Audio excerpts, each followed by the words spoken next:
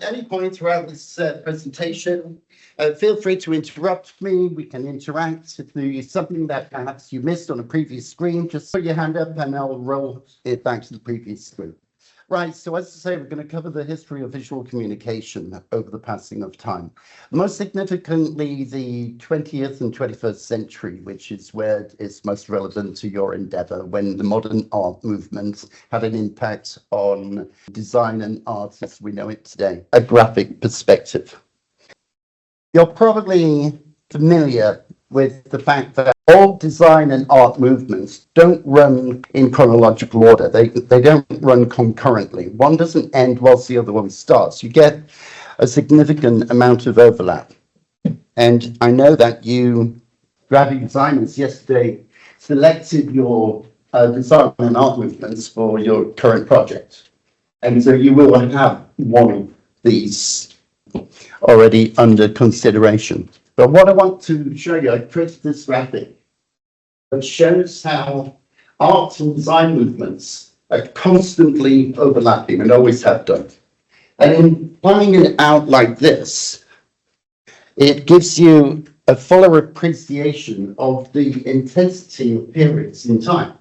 So that you can see between 1910 through to the 1940s, there was a massive overlap of art movements from, futurism, cubism, Dadaism, Bauhaus, Art Deco, Still, Art Nouveau, Surrealism.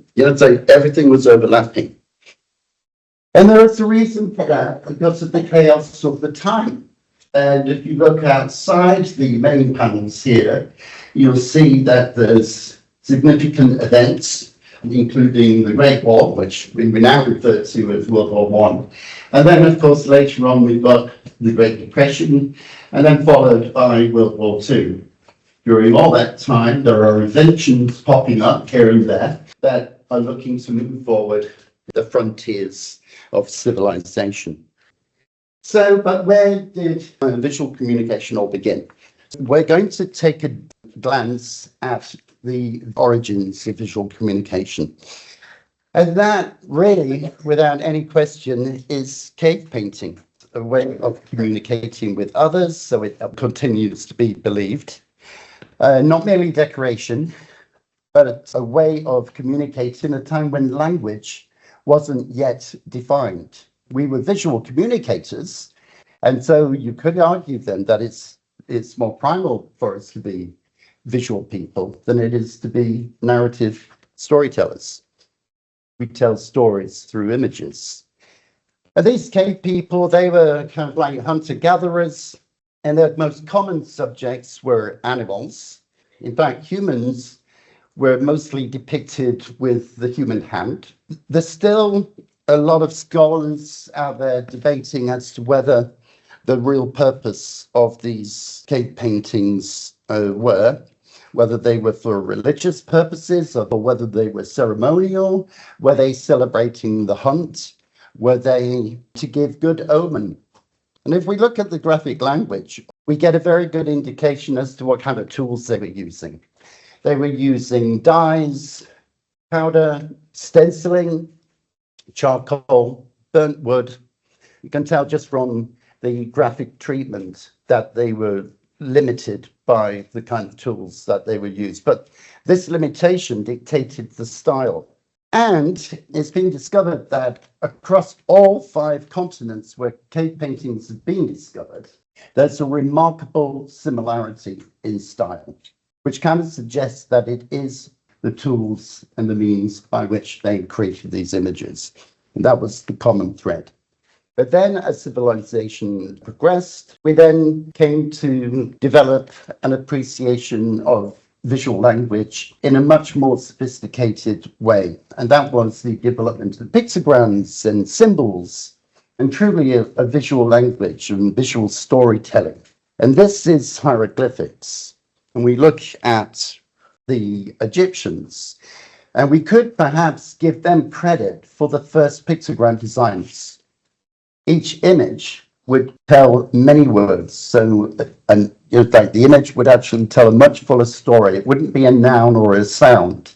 it would be a story. You could argue that looking at some of these examples of work, this frieze in particular resembles that of a piece of editorial design. It's rich in its story. It's got main character. It's got composition. It's got a side stories, which obviously are the hieroglyphics around the edge there.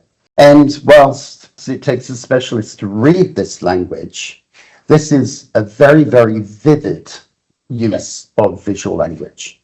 So the Egyptians were really ahead of the game. And then moving forward, there are certain inventions that impacted the further development of civilization. And that was the invention of paper. Till the invention of paper, ancient cultures were binding books together from bamboo slats and wooden strips. And it wasn't until 105 BC that a character called Che Lun invented paper pulp. But record would prove, and certainly theory would substantiate, that Che Lun invented paper as we know it today. This is Che Lun, and you can't underestimate the impact of the invention of paper. So this moves us forward into the age of imperialism, where the first form of printing started to show itself in the form of woodblock printing.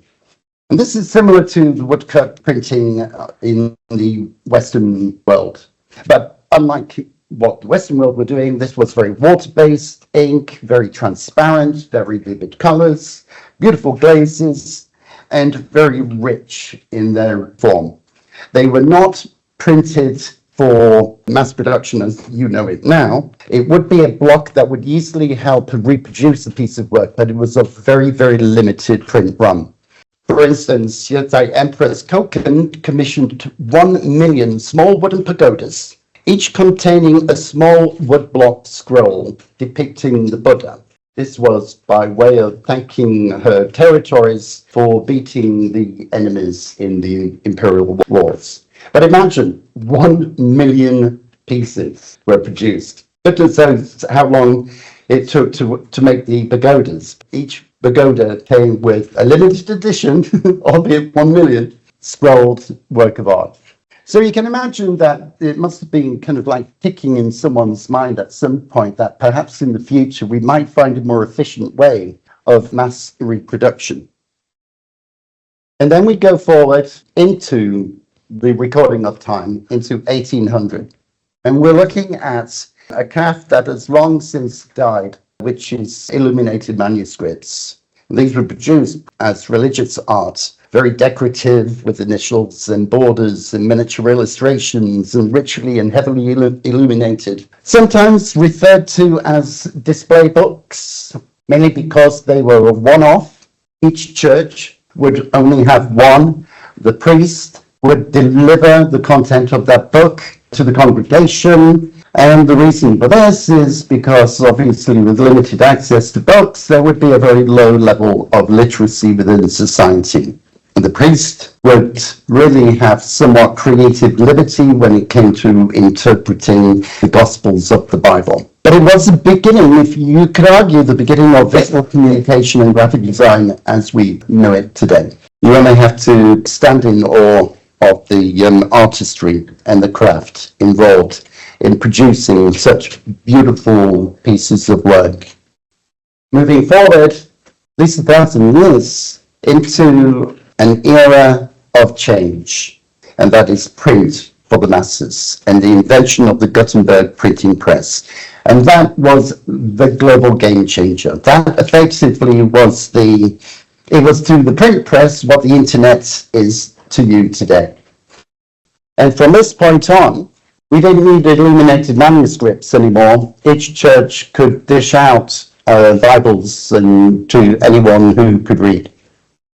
Art Nouveau in the 1890s, rather. This was considered to be the age of romance and decadence. Art Nouveau being characterized by ornamental style and asymmetric lines, symbols, and very symbolic, frequently depicting flowers, leaves, or tendrils. You have masters of this age, most notably Alphonse Mucha, Eugène Gratien, Henry Toulouse-Lautrec.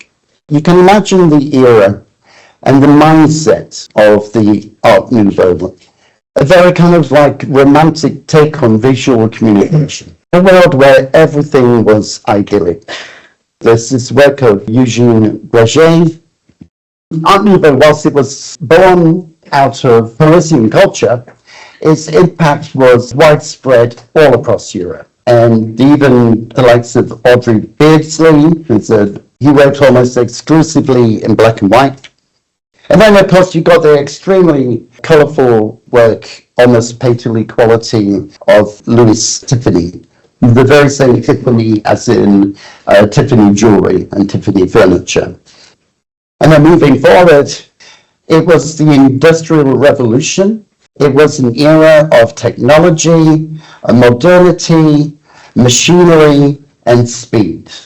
We take it for granted now, but imagine it at a time that machines were taking over the work of labour forces, which of course wouldn't have gone down very well in some respects, but then there were those people who embraced the future. And that's how it coined its phrase. That's why it became known as futurism.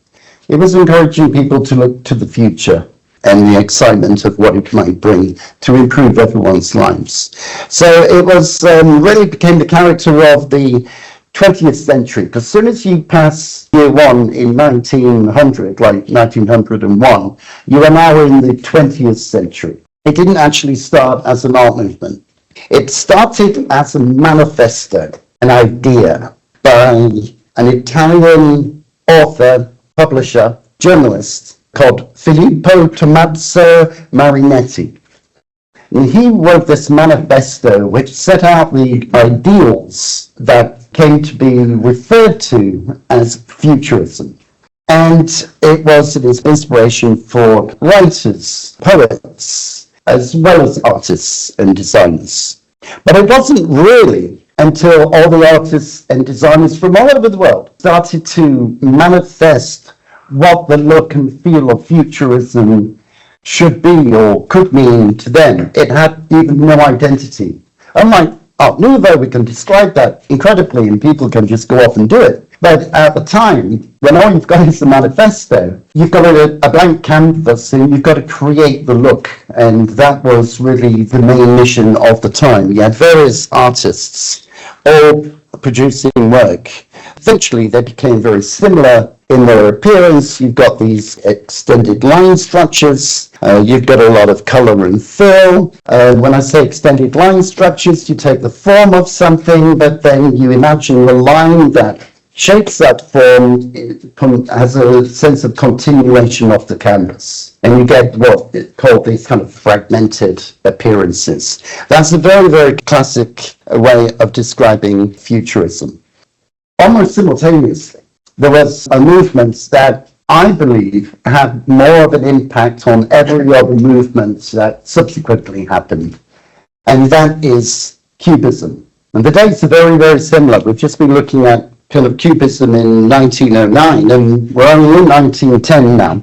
Cubism really broke tradition by rejecting the single viewpoint. If you're familiar with futurism, you'll be familiar with the technique of drawing something from various viewpoints, almost creating a three-dimensional view of something, but in 2D.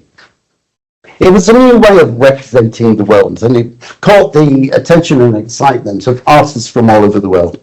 It also embraced new theories on the nature of reality. Indeed, like Einstein's theory of relativity. And it was almost in response to the rethinking of nature and reinventing the way that previously perceived things. And an abandonment of literal interpretation. So realism was starting to give way to expressionism, and cubism was a new way of expression. You look at typical cubism, cubic work. The one person who most people credit for cubism is Pablo Picasso. He took influences from all manner of subcultures, including sub-Sahara Africa, and that's evident in a lot of his work.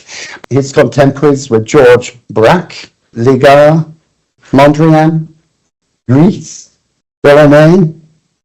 They're all Cubists, and they're all from different countries. Spain, France, Germany, Austria, Britain. It was one of the most influential art movements of the 20th century.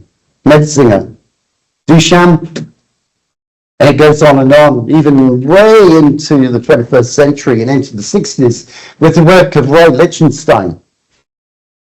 Let's think about the reaction against the horrors of war. Let's say we've had World War I, and those who survived have now returned to a very, very different world. And whilst we're at it, let's challenge the convention of art itself. Let's reinvent art, reconfigure it, reduce everything to its simple form. And that's what the distilled movement offered. It was born out of anarchy and to challenge the convention of realism in art. Piet Mondrian, he was the person who brought us that philosophy in the distilled movement.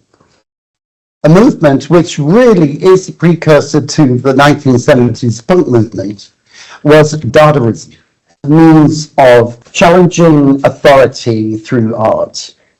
And in doing that, challenging even the principles of composition and symbolism. And the master of that was Marcel Duchamp. And a very famous piece of work here. It wasn't just canvas work, it was sculpture as well.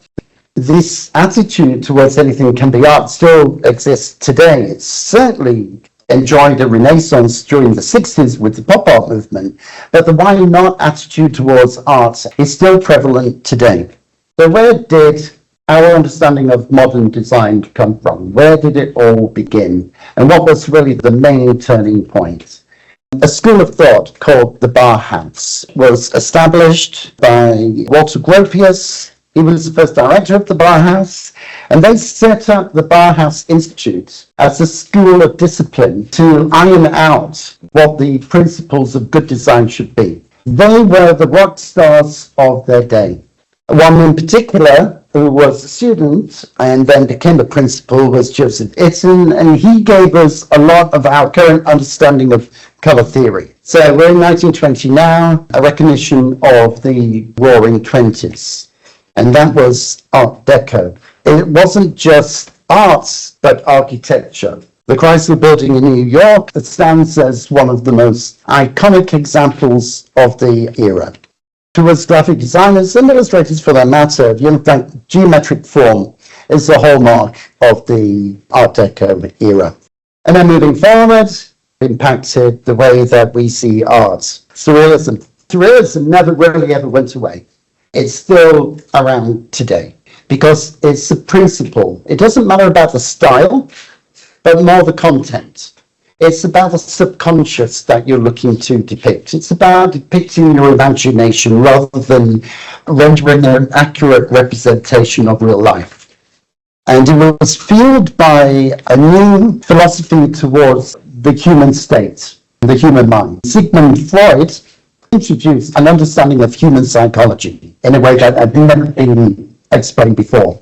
And everyone now started to develop a better understanding of the subconscious. And artists were jumping all over this opportunity, including Salvador Dali, René Magritte, but even the Spanish painter Juan Miro, who combined his use of satirical imagery with surrealism.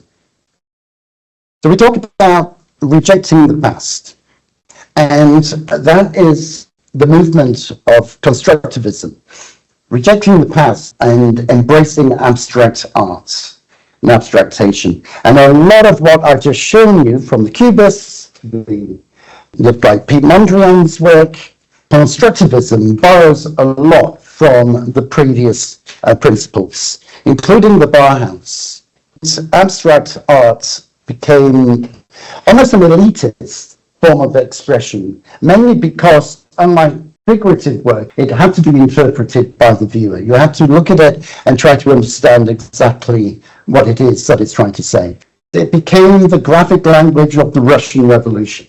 In all this time, we haven't really talked that much about the other side of the Atlantic, but we're going to take a trip across the pond to New York, to an agency, a collective of talent that revolutionized graphic design and illustration, and that was Pushpin Studios. And even now, looking at their work, to think that this was as early as 1954, that people were capable of producing such stunning, iconic work. And these were the collaborators. These guys made up the entire Pushpin Studios creative team. Seymour Schwartz here, beautiful work. A lot of humor in their work. I think that was the standout factor, the humor. But also just the execution. Reynold Ruffins, Edward Sorrell, very much a caricaturist. And of course, Milton Glaser, probably the most famous of all the partners. You might be familiar with his Bob Dylan cover there. He is also responsible for the I Love New York logo. Fascination with popular culture. Pop art defined the 60s. Pop art takes a lot of influence from Dadaism. The reason why it's called pop art, short for popular art, is because it takes consumerism, goods, products, everyday objects, and turns them into art. As an art movement, it's not trapped in the 60s. You can be equally a pop artist today. Jasper Johns, Richard Hamilton, Roy Lichtenstein, and of course, Andy Warhol. You'll be all familiar with his famous Campbell's soups. So we're in the 1960s, and there's another movement, and we're going back to an obsession towards optical illusion and geometry. And this movement was called op art. One of the most prolific experiments was Bridget Riley. And she did these amazingly massive canvases as installations. She loved dots, stripes, squares. She also loved black and white. She didn't see the need of color unless it was used very, very specifically. See the movement going on in this art? This is op art for you. She did actually eventually get into using color, borrowed from the influence of color interactions. And she wasn't the only op artist. There was an Italian artist called Franco Grignani, and he famously designed the Walmart logo, which is still used to this very day. So in the 1960s, the psychedelic era, commonly referred to as psychedelia. And this was a combination of op art and kaleidoscopic experiences. Every example you'll ever find in the psychedelic is the use of contrasting colors. Colors that should not ever be on the same page, let alone next to each other. Purple versus orange, blue, purple, yellow, red versus green. These are opposite colors. They're called contrasting colors. Put them together and you create a kind of vibrancy and energy. They literally vibrate next to each other. They're meant to be harsh, but deliberately harsh. And then, of course, we're moving forward into an electronic era called the New Wave era. There are designers like April Breeman doing great work. This is an example of her work. And this was pre-desktop publishing. There was obsession about using white space, but also kind of creating collages, almost Dadaistic in their composition, influenced by Swiss design movement with the sans serif typefaces, a little bit of constructivism going on. You know, so you'll notice all these influences are all coming together. And this became the look of the 80s. And then it happened. and life was never going to be the same again. And that was the advent of desktop publishing and the personal computer. And that changed the world of graphic design and image making forever. It made people question whether there would be a future for graphic design and illustration after this one. If you put into the hands of mere public, untrained graphic designers, everyone will be churning out pamphlets, posters, and the likes of. And they'll never need professional graphic designers or illustrators again. But it never happened. All it did was it just raised the bar for graphic design and image making. We just got better, and we continue to get better because our tools get better. Experimenting with type. So there was a magazine in 1984 called Emigre, but everyone who had a passion for typography wanted to get their hands on a copy of Emigre magazine because it was, as I just said, a publication that celebrated experimental typography. And it was really responsible for a movement which you might know as the grunge movement, deconstructive, grunge or deconstructive. Either way, grunge and deconstructive is very, very popular right now, very much millennial. Anyway, so these were the covers of Emigre magazine, very much looking like zine, very much ephemeral and throwaway. And that was the philosophy behind this movement. The one invention that changed the world forever was the internet, the superhighway. This has brought art and design and the art of visual communication and the art of image making to the masses on a global scale. And because of that, not only now do you have the tools, but you have the means to communicate your work. More so than, say, Gutenberg's printing press, the internet is the next best thing to Gutenberg's printing press. And so as we approach the end of the millennia, which is the year 2000, this movement, which I've just described as grunge or deconstructive, was picked up by some leading designers, one of whom was Neville Brody, and his work was very much deconstructive, using experimental compositions. But there was another designer called David Carson in Los Angeles, equally deconstructive, equally a kind of an icon of the millennium. And then we move into looking at tools getting better and better, as I've just said, and Adobe Creative Suite. Anyway, so there's nothing you can't do with the tools at your disposal. But it's not just the kind of the tools, it's actually the medium. And you can argue that the invention of the iPhone has had a significant impact on your ability as a creative, because it's putting the creativity constantly in your hand. But then now we're getting very, very into current times, and that is computer-generated graphic design, and that of generative art. And this is where algorithms, coding can be configured to create art itself. This is before we get into AI. This is just being able to use computer code to generate images. If you want to do an MA on the subject, then I'm more than happy to be your supervisor because I've specialized in this field. All these images are all generated by computer, and yet you wouldn't know it.